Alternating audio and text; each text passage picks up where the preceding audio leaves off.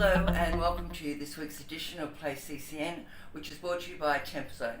I'm your host, Sandra Rossi, editor of Climate Control News. The Midea Group has confirmed plans to acquire Swedish competitor Electrolux. A deal is being discussed, although Electrolux was unwilling to comment.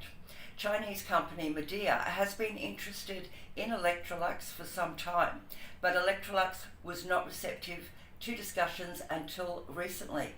The news lifted Electrolux shares this week, increasing its market capitalization to US $4.3 billion. Daikin plans to spend $5.7 billion in capex over the next 3 years, targeting India and Europe. The company said India is one of the fastest growing air conditioning markets in the world. Daikin's record spend on capital investments is part of a 3-year plan through to 2025.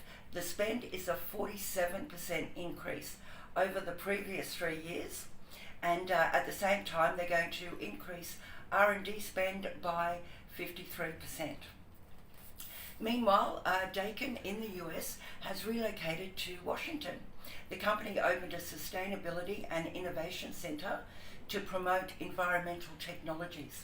The center is located near the White House as Daikin contributes to US plans to reach net zero.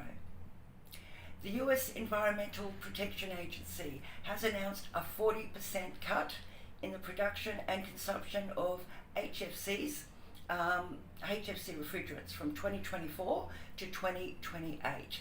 The rule is part of US plans to phase down HFCs and to phase them down by a massive 85% by 2036.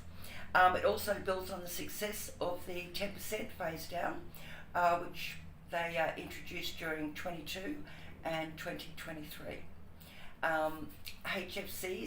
HFC allowances for the calendar year 2024 will be allocated by September 29 this year.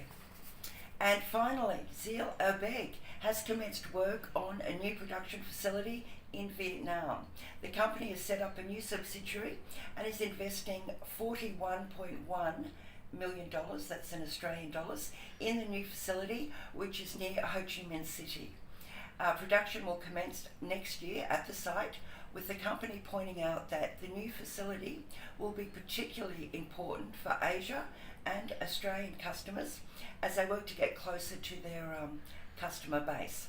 The expansion follows recent investments in Poland and the United States to ramp up production there as well.